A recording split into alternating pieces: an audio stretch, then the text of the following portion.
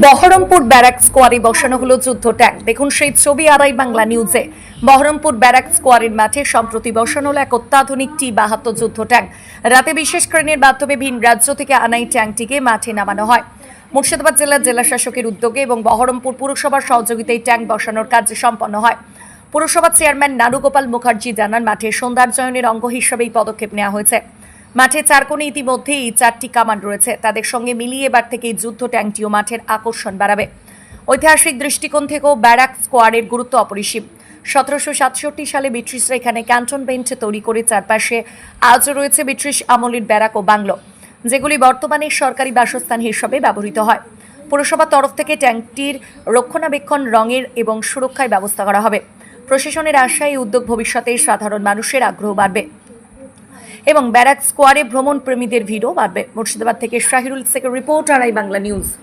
কাছেই লালবাগ মুর্শিদাবাদ, তো সেই হিসাবে ওটা একটা হিস্টোরিক্যাল ইম্পর্টেন্স আমাদের ওটা বহরমপুরে আছে। ঠিক আছে, তো বহরমপুরে এসে আবার একটা এরকম জিনিস চোখে দেখা, এতটা কাছ থেকে মানুষেরা দেখবে, সেটা একটা খুব বড় পাওয়া আমাদের কাছে। শহরবাসী হিসাবে কি বলবেন? শহরবাসী হিসাবে বলবো যে আমাদের লালবাগের পাশে বহরমপুর শহরটাকে আরো এনহ্যান্স করতে এটা আমাদের আরো মানে ভালো লাগছে সেই হিসাবে। দেখলেন? হ্যাঁ, সচক্ষে উপভোগ করলেন, দেখলেন, ছবি তুললেন? ছবি কি না আছে তো? কি নাম আপনার? আমার নাম মুনমুন পালবা, বহরমপুর তালস্টার থেকে আমরা সবাই। ঐতিহাসিক যে প্রাঙ্গণ স্কোয়ার ফিল্ড, এই স্কোয়ার ফিল্ড শুধুমাত্র মুর্শিদাবাদ নয়, গোটা বিশ্বে সমাদৃত, যে এখান থেকেই সেই ঐতিহাসিক সিপাহী বিদ্রোহের রাত পড়েছিল। তো আমরা সেই ঐতিহাসিক সাক্ষী বহন করে চলেছি এবং তার সাথে সাথে যুক্ত হয়েছে এই যে ট্যাঙ্ক এবং যুদ্ধ ট্যাঙ্ক।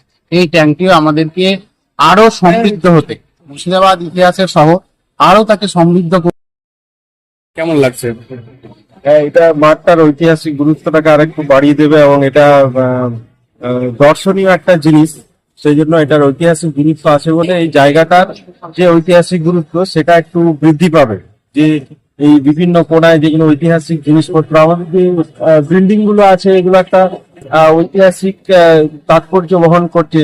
তো এই যেটা এখানে নিয়ে আসা হয়েছে, এটাও একটা সেই তাৎপর্যটাকে আরো একটু বৃদ্ধি করছে। অবশ্যই মানুষ সবাই এটাকে দেখবে এবং ইতিহাস সম্পর্কে একটু সচেতন হবে, সবাই জানতে পারবে। ভালো লাগছে এটা? এটা আমি বললাম যে শোভা পাচ্ছে বলতে মাঠটার পার্সপেক্টিভে, যেহেতু এটা একটা ঐতিহাসিক মাঠ, সেই তার তাৎপর্য এবং তার গুরুত্বটা একটু দেখলেন, আপনি দেখলেন? এবং এটা তো অনেকদিন আগেকার যেহেতু, সেই জন্য দেখতে তো অত ঝাঁচকচকে হবে না, যেহেতু ঐতিহাসিক জিনিস। শুধু এটুকুই বলবো যে মাঠটার যে ঐতিহাসিক গুরুত্ব বা তাৎপর্য, সেটাকে কি নাম আপনার? আমার নাম বিনয় ডাঙ্গা।